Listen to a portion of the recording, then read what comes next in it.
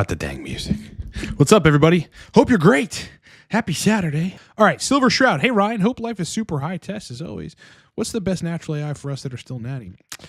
There you're looking at zinc is honestly the most effective thing that I think you could take as a supplement that is considered natural that reduces estradiol synthesis. Man, zinc. Even guys, you should be careful though, because man, if you get a zinc picolinate supplement and you start dosing 50 milligrams a day, you're probably going to crush your estrogen. You're probably just going to crush it. Zinc itself just controls aromatase expression to some degree. Hard to say if it's an actual AI. I think the literature shows us that it could be, but that research is not conclusive by any means. But it does lower estrogen. Hunting Montana. Hey, man, using your video on using a natural helped me a ton. Even 140 milligrams a week pushed me to 75 estradiol. Hoping to drop another 30 pounds to see if the conversion gets better. I'll titrate up to 200. Yeah, once you do the conversion, will ultimately be better. I mean, you should, yeah. If you're 30 pounds over where you should be, then yes, you're going to convert more test to estrogen, almost definitely. Not by a super significant amount, but, enough for it to be troublesome. Big Z Baller. It's a big super chat. Thank you, brother. 105 of cypionate a week, split 30 milligrams every day. Okay, that's not bad. E2 there is too high for that dose for sure. I mean, mine was exactly 42 at 50 milligrams every other day. With 100 IU of HCG. Again, I'm a normal aromatizer, low normal. So you don't look by your picture there like you've got a lot of body fat, man. So I'm not really sure why that's happening. This is 48 hours after injection. So yeah, I mean, you're peaking on everything higher than that. Libido and EQ is 6 to 7 out of 10. Not bad. Not bad. I bet Cialis would take at least the erections to 10. But the libido you definitely need. See, I'm surprised that you wouldn't have strong libido there. If there's no HCG in the protocol, that's probably why. When my protocol in the past through experimentation has been strictly test dominated, my libido wasn't great. Yeah. Not unless it was a lot of testosterone at once and a good peak and trough. The fail-safe at this point, you're already really close to the fail-safe. So, to be honest, I don't know that that's going to be the best. If anything, what I would probably try to do is reduce that 30 to like 25 every other day. The E2 on trough probably be about 37 and just see if that makes things better. If it doesn't, what you should probably do is fine, keep the dose the same, but do 252 milligram injections every 3.5 days. Yeah, because then you get a nice peak and a nice trough. Alternatively, if your body can tolerate it, meaning on the trough you don't start feeling hypogonadal and tired and lethargic, might just want to pin that whole 105 at once. Rahal, hey Ryan, how old are you? Old am I? 42. What's the plan when you hit 50, 60 TRT medication? I'll be on TRT forever. Regarding medication, I don't really take a whole lot. I don't take, at the moment, any medication besides TRT. I'll be on TRT, HCG, presumably for the rest of my life. And, the goal really is to maintain the ability to do cardio at the gym. I run 15 to 20 minutes a day on the treadmill pretty much every day. Maintain that ability so that I can maintain my health, so that when I'm 60, I'm not needing medications. I don't have lipid problems. I don't have cardiac problems or otherwise problems. I don't drink a ton. I even drink less these days than I have in the last year and some change. So that really doesn't need to be managed all that much. I mean, there's nicotine intake that I should definitely need to reduce over time. I don't really think that's good, all that vasoconstriction. Otherwise, I plan to not be on medication, but TRT at the time. I mean, that's essentially all that I plan to do. I plan to keep my fucking body in shape and keep my health in order and keep jogging, and eating healthy food.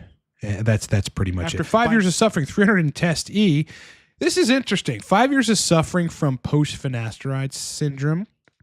300 milligrams test E and 300 milligrams of Mast cured it in 10 weeks. assuming everything stays in check. So that's a 1-1 ratio there. And that's not common in people to tolerate, but it is in PFS people who over aromatize. So this is a good thing, brother. These are the kinds of things. Like I've got a guy with PFS. It's not on 300 testy. It's 250 every other day injections. Every other day is 0.125 of anastrozole and 200 IU-HCG a day. Little convoluted, right? But he's dialed in, man. Doesn't have PFS. Dick works, libido works, all that stuff. So this is good to hear. If it's working for you, just manage your lipids if you have to, and donate blood if your hematocrit gets too high. You know, you need to have a happy life with sexual function. And if you were devoid of it for so long with PFS and you found something, just stick with it, man. Go to the UGLs, load up on Mast, make sure you have it. You know, sometimes people just need shit they can't get here in the States. It's the bottom fucking line. You know, it's your quality of life. I'm happy for you, man. Can missing gut microbes cause issues dialing in TRT and that could cause anhedonia? No, that is PSSD folklore. And I think you're one of those people that has that. You need to, the best piece of advice that I can give you is to give no attention to the wild theories out there, none of which can be actually proven and none of which have anything to do with your condition. Yeah, you know, it's at this point, you just need the right sex hormone profile. That's it. You know, and you should think of it like, I don't have PSSD. I now just need to optimize hormones and get all those things in check. You know, for a guy like you, I mean, think about the PFS guy. Look at his protocol. Sometimes these protocols work. Silver Shroud, oddly enough, I take 15 milligrams zinc a day in my multi, and according to Blogger, doesn't reduce my estradiol much. Now, what does seem to is selenium? Yeah, selenium does. I think it's just via optimizing thyroid hormones. Selenium improves your conversion of T4 to free T3, I believe. Is it? And those thyroid hormones can control aromatase expression to some extent. Yeah. If you dosed 50 of zinc, you would reduce it, though. Any idea what the equivalent would be of 200 milligrams of the 100 milligram cream twice a day in Cipinate? Not really, no, because I mean it's the 100 milligram cream is 25 per click. You know, if you were doing that per day, it'd be 50 milligrams Cipinate per day, but the conversion's different, right? Cipinate sticks around longer, peaks way differently, the kinetics are different, so it's not an equivalent dose. Frankly, what it would be is like 15 to 20 milligrams a day of Cipinate. That's probably what it would be. Prince Gold Soul. I'm coming a little late, and I'll go back to and listen, but did you talk about using PT-141? Yeah, on a recent video, in the context of the best TRT add-ons, I rated it a 3 of 10. Because PT-141 causes your brain to release dopamine at a high level in the hypothalamus. That's its main mechanism, but it doesn't stay doing that. So it's inconsistent, number one. Number two, the onset time is arbitrary. It could onset in 3 hours or it could onset in 7 hours. And you never really know. Number three, it gives you nausea most of the time because it's a lot of dopamine that gets fired. And that's a pretty shitty side effect. So if you're trying to time it for sex, it's pretty hard to gauge. I think it's a 3 of 10. Let's talk about quality of morning wood on TRT. Tell us what it disappearing quickly or after a piss versus surviving a piss and staying rock hard. I mean, mine rarely survives a piss. Yeah, you shouldn't use that as a marker of success for morning wood. Mine's mostly just nocturnals happening in the middle of the night, and then not every day, but most days in the morning, I'll just wake up, that way. But then right away, I think I start focusing on the day. So it's kind of hard to keep erection when you're focusing on work and business and whatever else you might have to do. But generally, I mean, on TRT at least, because this is different than being a natty, the extremely hard stay erection morning wood is driven by high DHT with low estradiol. That's pretty much it. Yeah, high DHT with like a low-ish estradiol, but not too low estradiol, because then you won't get morning wood. You didn't ask a question. C. Greenwell, thanks for the super chat. Brother, tried prop every day at various doses and could never get dialed in. Now I had 100 milligrams of Cipinate 2x weekly, and it's better. What can I do for a ravenous libido? Would love to go back to prop or TPP. Yeah, maybe not practical for you. First of all, is your 100 milligrams total? just 50 and 50. Try to break it down like that, guys, so that I understand. It looks like it's 100 milligrams total, and you're just splitting it up 2 times a week.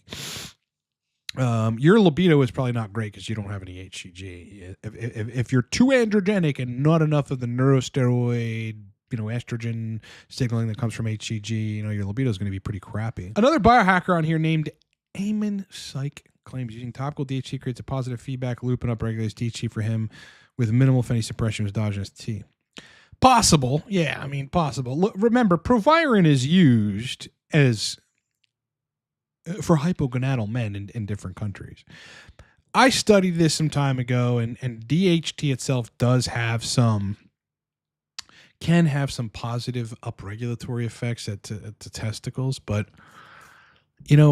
it's still largely going to shut you down, and DHT by itself is rarely a good move because it's so counter to estradiol. This biohacker guy sounds like a classical biohacker who's into like individual compounds and doesn't think about the entirety of the system. I don't see that working for anybody.